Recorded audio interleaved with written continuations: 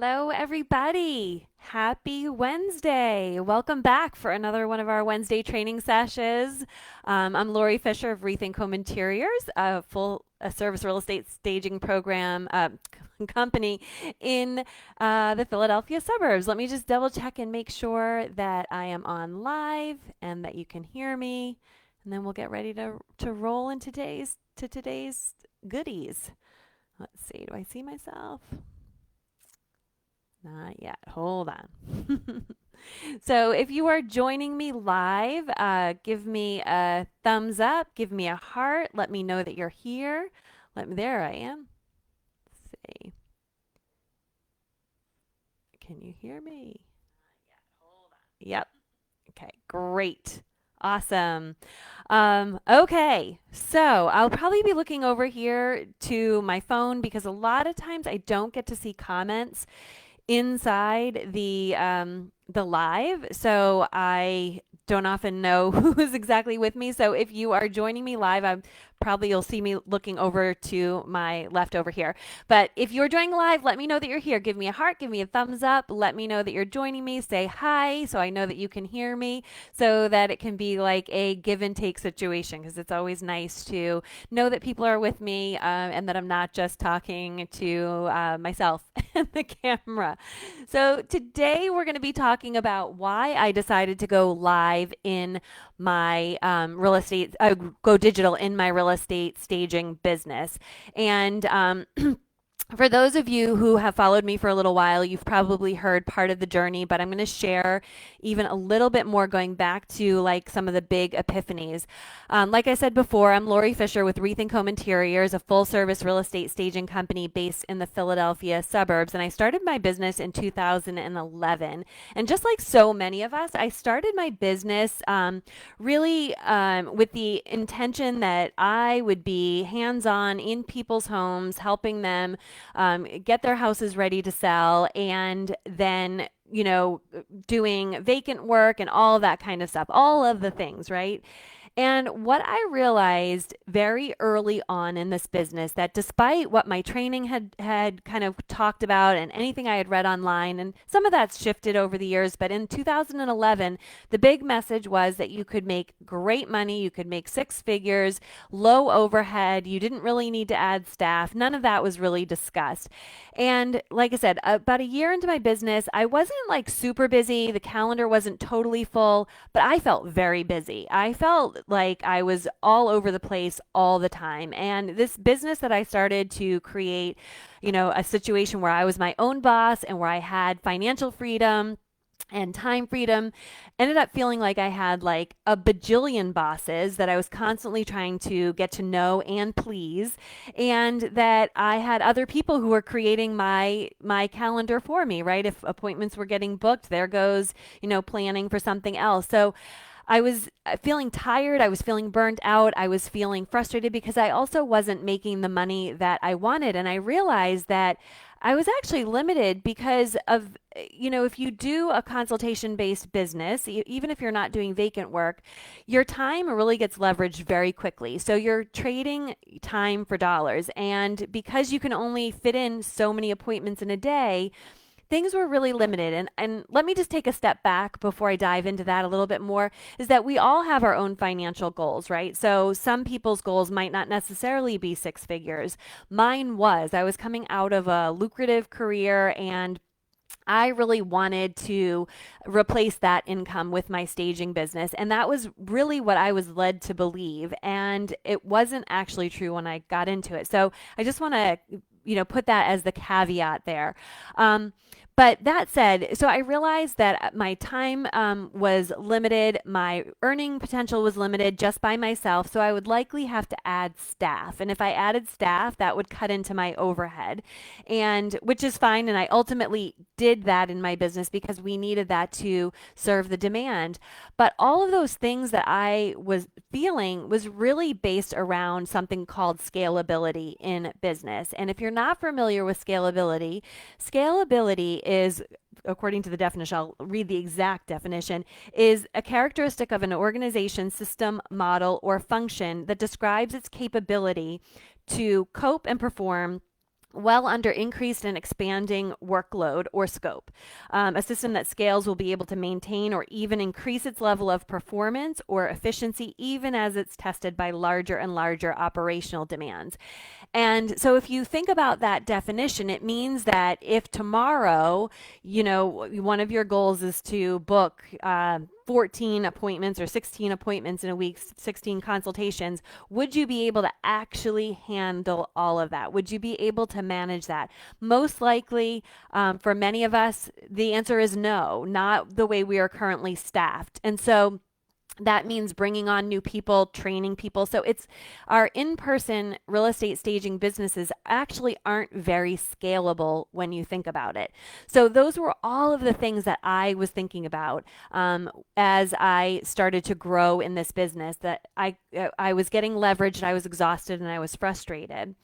So, but it wasn't until I took my first and purchased my first online course, which was a course to teach me about how to blog, that I had this full epiphany around what could possibly be the fix to that, right? So adding more in-person services wasn't going to be the answer. I didn't want to manage a huge team of people, even though I did bring on some staff. I didn't want to get like a huge team of people. I didn't want to manage people. I wanted to do the work of helping people sell their houses. So, oh, hello. I see people starting to pop in. How are you, Karen, Francis, Peter? It's great to see you all. So we're talking about kind of the epiphanies that I had inside of my staging business as I grew and got busier, that I was running out of time for myself. So I was going to have to either add more staff or limit the number of appointments that I was taking. And I didn't want to do that because I didn't want to limit my income that way. But adding more staff also limited my income because it increased my overhead. So I had this epiphany. I bought this first online course about 2 years into my business about how to blog. And what this person did was literally take all of her knowledge and she put it in this very bite-sized sort of course. And I thought, oh, wow, that is something I could totally do. I know how to teach people, how to do a consultation. I could teach that system to people. So I thought, that might be the answer, because that is something that I could do, that I could teach one to many. I had a business coach at that time saying you need to figure out a way to have one to many kinds of services versus one-to-one services, because those are the least scalable services. So thinking about how to do one to many. So I thought, aha, that's it. And that doesn't require me to be teaching a course at night away from my family. It doesn't mean that I need to rent space to host an in-person event. It doesn't mean that I have to, do any kind of major organizing and marketing to get people into a room that I've spent time renting and setting up and all of that stuff. I thought, ooh, this could be a great way to go. So I reached out to that person who taught that course, and she had helped me with my website, and she helped me create my very first course, Stage Your House to Sell. And I still sell that course in my business to this day. And the coolest thing was, I went to market this and I was able to sell this to people who lived so far away from me. And I realized, oh my gosh, I no longer need to be limited by my zip codes, which was super, super exciting.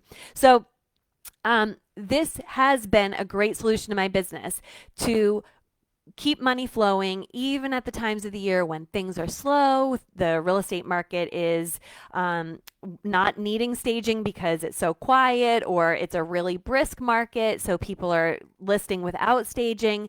Having some digital products in the background of my business has really helped me steady my income over the years. And if you go to my website, rethinkHomeInteriors.com, we have a shop page, and you'll see some of the products that we have over there as kind of an example. But I think this is a great thing, especially in the environment of COVID and even the emerging knowledge market. The knowledge-based market, according to Forbes, is a $5,000 a minute industry. Like $7 million a day is being spent by people to educate themselves online, to learn a skill, learn something new. Like, it's mind-blowing. A $7 million a day business. So think about that. Oh, hey, Shani. Shani's here live. Denise is here live. So good to see you all. Yay.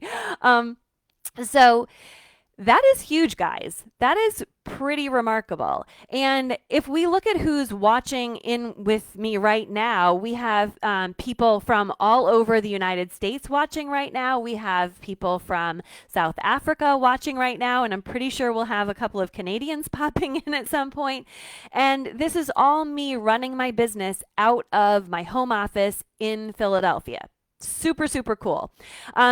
So, anyway, this is where consumers are going. And in the environment of COVID, a lot of our in person services have been curtailed. They're a little risky. People are nervous to do them. So, if we can provide digital services in our business and digital products, that is actually going to help us steady any of this. Think about it. If you became sick or injured or had to move tomorrow, what happens to your in person staging business? Right? What happens to it? And this happens all the time. I just saw a post the other day where somebody is closing their staging business because they are relocating and they're going to try to start in a new market. Things happen all the time. Somebody else had to close their business because the real estate market changed dramatically in the environment of COVID. This is not going away, and this is something I really think we need to dive into. So, some ideas. E-staging consultations. Now, that is still a one-to-one service, but it doesn't require you to be limited by your zip codes. It also doesn't require you to get in your car, get dressed up, go somewhere. The way that I teach it in my e-staging consultation cure, if you haven't taken that course, is that it is not appointment driven. So it is all about doing everything remotely, and it doesn't matter where anybody lives in order to do that. You never have to cross their threshold in order to do that. That's a really easy one to get going for anybody who's already offering staging consultations. You can do a course. I mean, that's a bigger thing, but you can do smaller things. You can do templates. You can do checklists. You can do organizers, tutorials, guides. You can create so many of those things in an app like Canva that make them look super professional, super polished looking, and very easy to deliver. If you need examples of where some ideas, you can look at, there's this site called Alejandra, Alejandra, Alejandra.tv. She does organizing. She used to do YouTube videos. I don't know if she still does, but she has a whole organizing system that she sells. There's something called Designer in a Binder, who it's an attorney who just needed help organizing her own design project, so she created all of these templates and checklists. You can go on Etsy and see in Etsy marketplaces people selling templates and checklists and binders. And many of those you can actually do what's called white labeling. If you reach out to them and you say, hey, I like this, and I've done this in my in-person staging business. One of the things that we offer is a whole moving planner, which has moving tags and labels. It has door labels. It has timelines. I reached out to a seller on Etsy because she created it so beautifully, and I said, hey, can I purchase the rights to use this in my business? And she sold me the rights to be able to use that in my business. So there are ways that you can put these things together quickly so that you can begin to sell them and use them in your business as a digital product. You can look at somebody like Jenna Kutcher, Kutcher. Jenna was a photographer, and a wedding photographer, and she was tired of actually being out on shoots on the weekend. So she decided to put together tools for other photographers, contract templates, wedding day templates for brides and grooms to be able to use. If you go to her website, she has all kinds of tools and ideas over there on her page. Any of the staging training programs, you can look at like HRSA and Real Estate Staging Association. All of those things that they provide to us are all sort of like digital products, things that could be created as a digital product that you can then sell on your website. So there's lots of good reason to be thinking about digital products in your business. And we go into, inside of my Staging Business Bootcamp course, we go into more of those ideas and how you can do them. We'll be opening enrollment for that later this year. And so if you want to be on the wait list, we've got that up in the captions, the waitlist link. But in the short term, if you want to just get some more ideas for what you could do, if you download the free Profitable Staging Business Starter Kit, we'll also have that link in the captions for you. That inside has a little link to our freebie guide, and any freebie that you give away in your business can be expanded into something that you can actually sell if you increase the value and the detail and all of that in it. So just a couple of places to get started with that. But again, I can't stress enough that this is really where where like the industry is going, the knowledge-based industry, digital products, and it's going to help us steady our incomes as we grow. Now, does it take marketing effort? Yes, it does. Does it take energy? Yes, it does. This is not something that's an easy, quick fix sort of thing. It's something that you need to dedicate time to. And like I said, I have been doing this now in my business for 6 years. So it's taken, it's taken time to grow the following and to grow the products and to kind of begin to refine them. And I'm still very much in the process of that. But you can start very simple, just very simple checklists and, templates and guides for your in-person clients that then you just sell out on your website. Super, super easy. So anyway, I'm curious to see if anybody has some ideas and thoughts about things that they would put together, or if they've already put something together and they're starting to market it. I'd love to hear what your thoughts are. So if you've got that, you can post that into the comment section, or you can post it, if you're watching in replay, you can post it. I'd love to see what you have.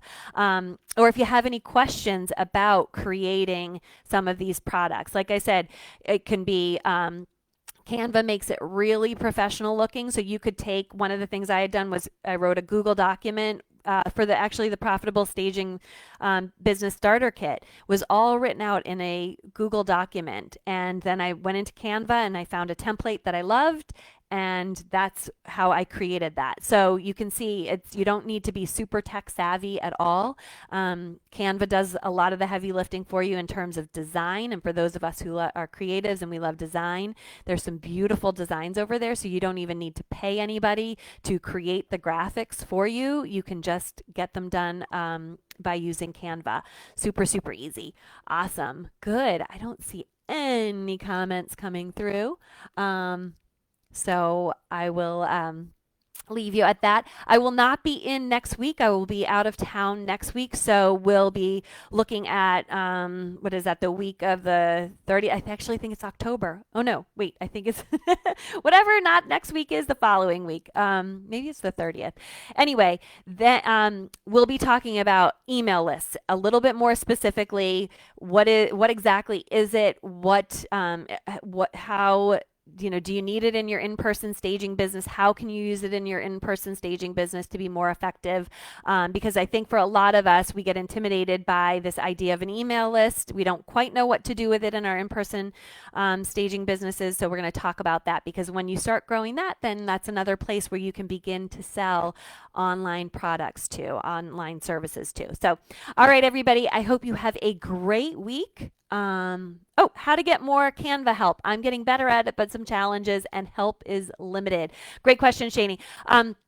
So there are definitely virtual assistants that you can use to do that. I would definitely look at Michaela Quinn's website, Micala, Michaela Quinn. She's got wonderful virtual assistants over there that can help you with that. So many of them are very savvy in that already. So you can post that as a request for some support there.